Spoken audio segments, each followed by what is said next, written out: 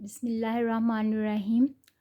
Today we will see how to solve sequences. ठीक है, write the four terms of sequences if an is equal to -1 की power n 2n-3।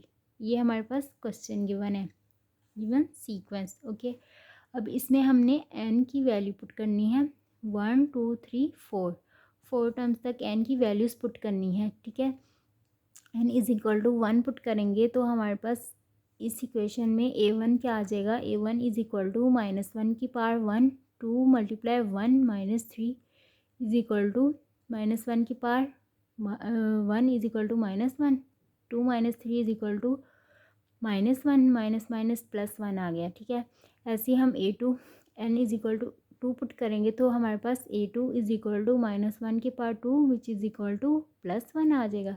-1 को 2 times multiply करेंगे तो minus minus +1 हो जाएगा। ठीक है, इसको सॉल्व करेंगे तो 1 आ जाएगा। n इज इक्वल टू 3 लेंगे तो a3 इज इक्वल टू -1 की power 3 which is equal to -1 2 multiply 3 -3 is equal to 6 -3 is equal to -3 आ गया। Okay, n is equal to 4 put करेंगे तो a4 हमारे पास इज इक्वल टू -1 की power 4 2 multiply 4 -3 is equal to solve करेंगे तो 5 आ जाएगा। सो रिक्वायर्ड टर्म्स आर 1 1 -3 और 5। ये फर्स्ट फोर टर्म्स हमारे पास आ गई ऑफ सीक्वेंसेस। ओके, अब नेक्स्ट क्वेश्चन हमारे पास क्या है, an is equal to n+1 two into n of a of -3 n-3। ठीक है, इसकी बेस में क्या है n-1 सॉरी। ठीक है, और a1 हमारे पास क्या है 1 है। ठीक है, ये हमारे पास an गिवन है और a1 हमारे पास 1 है। ठीक है, अब हमने इसमें भी वही करना है, हमने first four terms of sequences find करनी है जिसमें हमारे पास a1 गिवन है। अब हमने a2 a3 और a4 फाइंड करना है। So put n is equal to 2 in equation 1 जो हमें गिवन थी an में हमने 2 पुट किया तो a2 इज इक्वल टू 2 + 1। ठीक है, मीन्स n की जगह 2 पुट करेंगे तो 2 + 1 और a2 - 1 हो जाएगा। तो a2 - 1 करेंगे तो ये 2 + 1 3 हो जाएगा। a2 - 1 1 आ जाएगा। a1 हमारे पास क्या गिवन है 1 विच इज़ इक्वल टू 3 आ जाएगा। Okay, put n is equal to 3 करेंगे इक्वेशन 1 में जो हमारे पास गिवन है तो a3 हमारे पास क्या आ जाएगा 3 + 1 4 a3 - 1 a2 क्या है हमने फाइंड किया 3 तो 4 3 ज़ा 12 a4 इज इक्वल टू जब करेंगे तो 4 + 1 a4 - 1 is equal to 5 a3 आ जाएगा। a3 हमारे पास क्या है 12 तो हमारे पास आ गया 60। So required terms are 1 a1 हमें गिवन था वो लिखा, सेकेंड टर्म क्या है 3 थर्ड 4 और a4 पुट करेंगे तो 60 आ जाएगा। ये हमारे पास फर्स्ट फोर टर्म्स आ गई। ओके, नेक्स्ट हमारे पास क्वेश्चन है find the indicated terms of the following sequences 1 3/2 5/4 7/8 so on a7। ठीक है, means find the indicated terms means हमने a7 फाइंड करना है। ओके, ये हमारे पास a1 है, ये a2 है, ये a3 है, ऐसे हमने लेते जाना है। a7 अब हमें पता नहीं है तो हमने a7 फाइंड करना है ऑफ द फॉलोइंग सीक्वेंसेस। ठीक है, given this sequence. Okay, a1 हमारे पास क्या है 1 a2 अब हम a2 कैसे करेंगे कि हमारे पास 3/2 आ जाए, क्योंकि ये a2 है ना तो इसको हम किस फॉर्म में लिखेंगे, हम लिखेंगे 1 + 2/1 इंटू 2 मीन्स 1 + 2 पे मल्टीप्लाई और डिवाइड किया तो इज इक्वल टू 3/2 आ गया। मीन्स ये हमारे पास 1 हमने लिया a1 का प्लस उसमें हमने किया 2 ये a1 लिया प्लस उसमें दोनों साइड पे मल्टीप्लाई और डिवाइड किया 2 को तो हमारे पास आ गया 3/2 विच इज़ इक्वल टू a2। ठीक है, अब a3 को कैसे करेंगे, मैं आपको बताती हूँ ये कैसे हो रहा है, ठीक है। अब पहले देखें कि ये हम सही ले रहे हैं। A1 तो हमारे पास 1 था, A2 हमने सही किया है कि हमारे पास 3/2 आ गया। अब हमने A3 कैसे करना है कि हमारे पास 5/4 आ जाए। ये A3 है ना, तो हम करेंगे A2 क्या है 3/2 प्लस 2 पे मल्टीप्लाई और सॉरी प्लस 2 ऐड करेंगे ओवर 2 पे डिवाइड करेंगे। मल्टीप्लाई नहीं, यहाँ मैंने बोला ना मल्टीप्लाई करेंगे 2, सॉरी यहाँ पे प्लस 2 करेंगे 1 में ओवर 2 पे डिवाइड करेंगे, ठीक है। यहाँ पे 1 वैसे ही लिखा है, ना भी लिखे तो कोई इशू नहीं है, ठीक है। अब A2 क्या है 3/2 प्लस 2 करेंगे ओवर 2 पे डिवाइड करेंगे। ये मतलब 2 × 2 है ये, ओके, इज इक्वल टू 5/4 आ गया। तो A3 हमारे पास क्या आ गया 5/4। A4 हमारे पास 7/8 आना चाहिए ये वाला, ठीक है। तो वो कैसे करेंगे, हमारे पास A3 क्या है 5/4 प्लस 2 ऐड किया ओवर 2 पे डिवाइड किया, तो हमारे पास आ गया 7/8 आ गया। अब हमारे पास ये सीक्वेंस चलती आ रही है, ठीक है। A5 हमारे पास क्या होगा, A1 हमारे पास 1 है और हमने इसको A2 में, हमने A2 कैसे लिया, A1 में प्लस किया 2 और डिवाइड भी किया 2, तो हमारे पास A2 आ गया। फिर हमने A3 को कैसे किया, A2 प्लस 2/2, A4 में A3 प्लस 2/2 मीन्स डिवाइड में 2 और प्लस 2, और A5 में हमने A4 लिया प्लस 2/2 इज इक्वल टू 9/16 आ रहा। तो हम ये एक सीक्वेंस से चलते जा रहे हैं, ठीक है, ऐसे 1 A2 इज इक्वल टू मतलब 1, मतलब पिछली टर्म को लेके और इसमें प्लस 2 कर रहे हैं और डिवाइड 2 कर रहे हैं। एक सीक्वेंस से हम चलते जा रहे हैं और हमें ये टर्म्स मिलती जा रही हैं, ठीक है। अब इसी तरह हम क्या करेंगे कि हमारे पास A7 आ जाए, A5 हमारे पास आ गया, ठीक है। अब हमने अगली कैसा लेना है कि हमारे पास A6 और A7 आ जाए। इस सीक्वेंस से चलना है, तो कैसे करेंगे, A5 प्लस 2 डिवाइड 2 करेंगे तो हमारे पास A6 आ जाएगा, ठीक है। ये ऐसे A5 प्लस 2 किया और डिवाइड 2 किया तो हमारे पास A6 आ गया। अब A7 कैसे करेंगे, A6 प्लस 2/2 किया और डिवाइड भी 2 किया तो हमारे पास A7 आ गया, ठीक है। हम एक सीक्वेंस से चलते आ रहे हैं, पिछली टर्म को देते जा रहे हैं और उसमें प्लस 2 और डिवाइड 2 करते जा रहे हैं, हमें नेक्स्ट टर्म मिलती जा रही है। इस तरह हमने A7 जो हमें रिक्वायर्ड थी हमने वो टर्म फाइंड कर ली, ओके। ऐसे समझ के करेंगे ना कि हमें इस तरह टर्म्स मिले तो फिर वो सॉल्व होती जाएंगी। इसको अंडरस्टैंड करके फिर हमने इनकी सीक्वेंसेस फाइंड करनी है। हमने ऐसे लेना है कि हमने ये देखो, अब हमें A2 मिल गया, ऐसे सॉल्व किया कि हमें ये जो गिवन था A2 वो मिल जाए, A3 A4 भी मिल गया, ठीक है। अब A5 A6 और फिर A7, उसी सीक्वेंस से हमने चलते हुए A7 फाइंड कर लिया, ठीक है। अब नेक्स्ट क्वेश्चन क्या है हमारे पास, 1 1 -3 5 -7 सो ऑन A8। अब हमने इसमें A8 फाइंड करना है। हमारे पास A1 A2 A3 A4 A5 तक हैं, A6 A7 A8 नहीं है, ठीक है। A8 तक हमने फाइंड करना है सीक्वेंसेस को, ठीक है। इसके लिए हमारे पास गिवन सीक्वेंस ये है। अब इसमें A1 इज इक्वल टू 1 है, A2 क्या है वो भी 1 है। अब A3 हमने कैसे लेना है कि हमारे पास -3 आ जाए, तो उसके लिए हम क्या करेंगे, 1 -4 इक्वल टू -3 आ गया, ऐसे हमने A3 लिया। अब हम A4 कैसे लेंगे, A4 हम ऐसे लेंगे 1 + 4 इज इक्वल टू 5 आ गया, ठीक है। मीन्स हमने A1 A2 1 1 था, A3 कैसे लिया कि -3 आ जाए, 1 में 4 माइनस किया तो हमारे पास -3 आ जाएगा। A4 कैसे लिया, 1 में 4 प्लस किया तो 5 आ गया।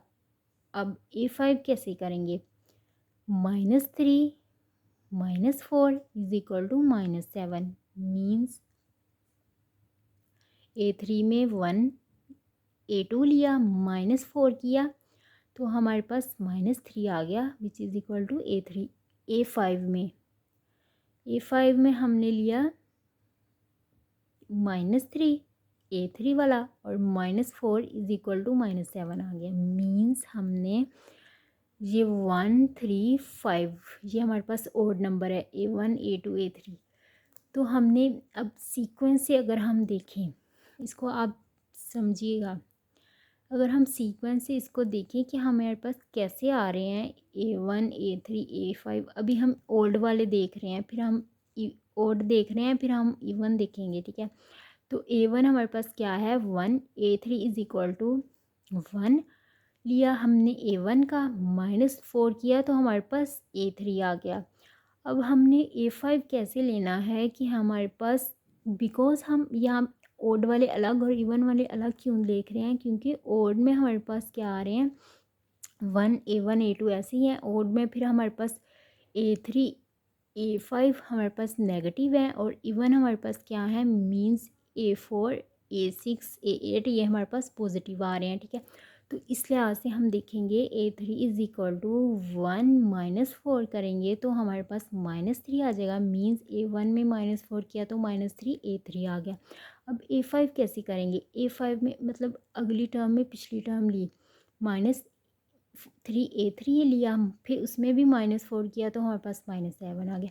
अब A7 कैसे लेंगे, A7 में हमने A5 पिछली टर्म ली -7 है विच इज़ इक्वल टू, ठीक है, A5। तो उसी उसमें भी हमने -4 किया तो हमारे पास -11 आ गया A7, ठीक है। ये तो हमारे पास और टर्म्स होगी। अब हमने इवन को कैसे करना है कि वो हमें पॉजिटिव मिले, ठीक है। तो उसके लिए हमने A4 is equal to 1 plus 4 किया, 1 में मीन्स A2 में हमने +4 किया तो हमारे पास A4 आ गया। अब A6 कैसे करना है, A6 में हमने पिछली टर्म मीन्स A4 लिया, उसमें भी +4 किया तो हमारे पास A6 आ गया। अब A8 कैसे लेंगे, is equal to A6 which is equal to 9 plus A6 + 4 is equal to 13, ठीक है। अब हम एक सीक्वेंस से चलते आ रहे हैं तो हमें हमारे पास जो रिक्वायर्ड टर्म थी A8 इज़ इक्वल टू 13 वो हमें मिल गई है। अंडरस्टैंड, इसको ऐसे समझ के करना है, ठीक है। और टर्म्स नेगेटिव आ रही हैं, इवन टर्म्स पॉजिटिव आ रही हैं, वो कैसे मिल रही हैं कि हम ओड में पिछली टर्म लेते जा रहे हैं और इसमें माइनस करते जा रहे हैं, इवन में हम पिछली लेते जा रहे हैं उसमें +4 करते जा रहे हैं, ठीक है। ऐसे एक सीक्वेंस से हमें जो नई टर्म मालूम थी वो भी हमने फाइंड कर ली है, ठीक है, by using given terms. Okay, next question हमारे पास क्या है, find the next 2 terms of the following sequences, ठीक है। इसकी अगली 2 टर्म्स हमने फाइंड करनी है। वो कैसे करेंगे, हमारे पास गिवन क्या है A1 7 A2 9 A3 12 A4 16 है, ठीक है। अब हमने नेक्स्ट टर्म्स फाइंड करनी है, नेक्स्ट 2 टर्म्स फाइंड करनी है। So given sequence this one, ठीक है। A1 is equal to 7, A2 हमारे पास क्या है 9, वो कैसे आया, अगर हम इसको लिखें इस फॉर्म में A1 + 2 करें इज इक्वल टू 9 आ गया, ठीक है, A2 आ गया। अब A3 कैसे आएगा, A3 हमारे पास is equal to A2 9 plus, यहाँ हमने 2 किया था हमें 9 मिल गया। अब यहाँ पे हम क्या ऐड करेंगे, हमें 12 मिले तो हम 3 ऐड कर रहे हैं, ठीक है। मीन्स 2 + 2, यहाँ पे 2 किया, यहाँ पे 2 में प्लस किया 1 3 आ गया। मीन अगला नंबर 3 किया ऐड 12 आ गया। अब A4 इज इक्वल टू, अब ये एक सीक्वेंस चलती जा रही है, मीन्स पिछली टर्म में +2 किया, फिर पिछली टर्म में +3 किया। अब अगला जब हम लेंगे A4 is equal to A3 plus, यहाँ पे 3 किया था, यहाँ पे अब +4 करेंगे तो हमारे पास 16 आ गया, ठीक है। अब इसी चीज़ को लेते हुए हमने A5 करना है। So is equal to A4 which is equal to 16 plus यहाँ पे हमने 4 ऐड किया था, अब यहाँ पे हमने 5 ऐड करना है, तो हमारे पास A5 क्या आ गया 21 और A6 हमारे पास इज़ इक्वल टू A5 हमारे पास क्या है 21 प्लस यहाँ 5 ऐड किया था, अब नेक्स्ट हम 6 ऐड करते हैं is equal to 27। So next two terms are 21 and 27, A4 and A5 and A6। ये दो टर्म्स हमने फाइंड करनी थी, ये हो गई है। ठीक है, ऐसे अंडरस्टैंड करते हुए मीन्स पिछले टर्म में +2 किया तो हमें A2 मिल गई ये वाली 9। अब पिछली टर्म में +3 किया, फिर 4 किया, फिर 5 किया, फिर 6 किया, मतलब ऐसे हम सीक्वेंस से चलते जा रहे हैं। हमें जो नई टर्म्स पता थी हमने वो भी उसके अकॉर्डिंग फाइंड कर लिए। तो ऐसे ये सीक्वेंस को समझ के सही पैटर्न से फाइंड करेंगे तो ये सही मिलती हैं, फिर इजीली हो जाता है, वरना कन्फ्यूजन मतलब फिर समझ नहीं आती टर्म्स को फाइंड कैसे करना है। तो पहले अंडरस्टैंड करना है, फिर उसके अकॉर्डिंग सॉल्व करना है। सो नेक्स्ट क्वेश्चन क्या है, given sequence is equal to -1 2 12 40। अब इसमें भी हमने नेक्स्ट टू टर्म्स फाइंड करनी है, A1 A2 A3 A4 given है।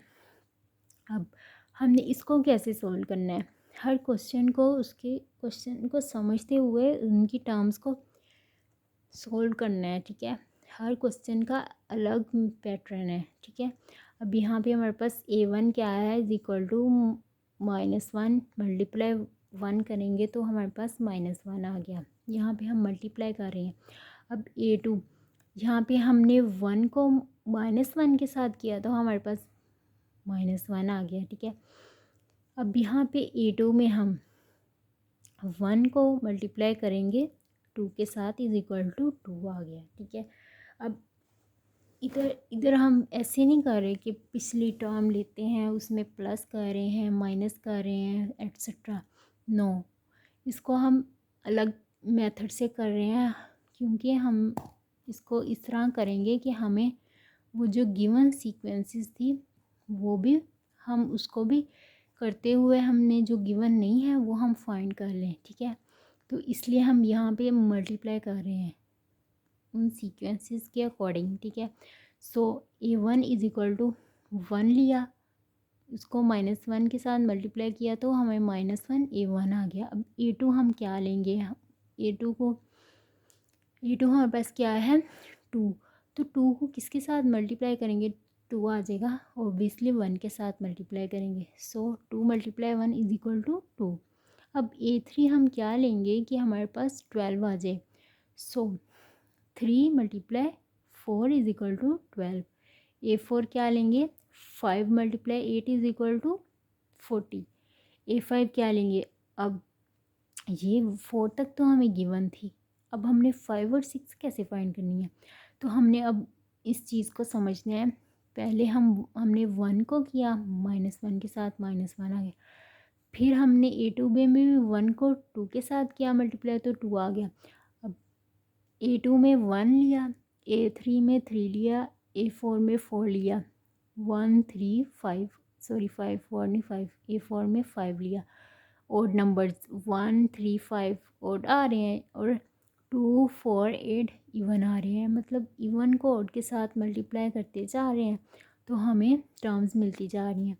अब A5 में हम कौन सा ओड लेंगे कौन सा इवन लेंगे कि हमारे पास वो टर्म आ जाए, A5 हम फाइंड कर लें, तो उसके लिए हम यहाँ पे हमने 1 3 5 लिया था, अब अगला ओड क्या है 7 है और 8 है, यहाँ पे हमने मीन्स ये 2 का टेबल बन रहा है, 2 2 ज़ार 4 4 2 ज़ार 8 8 2 ज़ार 16, तो अगला हम 8 के बाद 16 लेंगे कि हमारे पास A4 आ जाए A5 आ जाए सॉरी।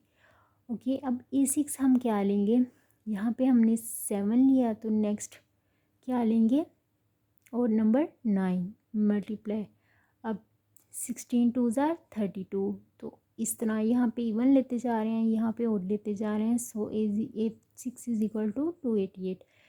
ऐसे एक सीक्वेंस से हमने टर्म्स फाइंड कर ली जो हमें गिवन नहीं थी। Okay, so it's last question. ऐसे हम टर्म्स को फाइंड करेंगे। अंडरस्टैंड एनी क्वेश्चन आप कमेंट कर सकते हैं। अल्लाह हाफिज़।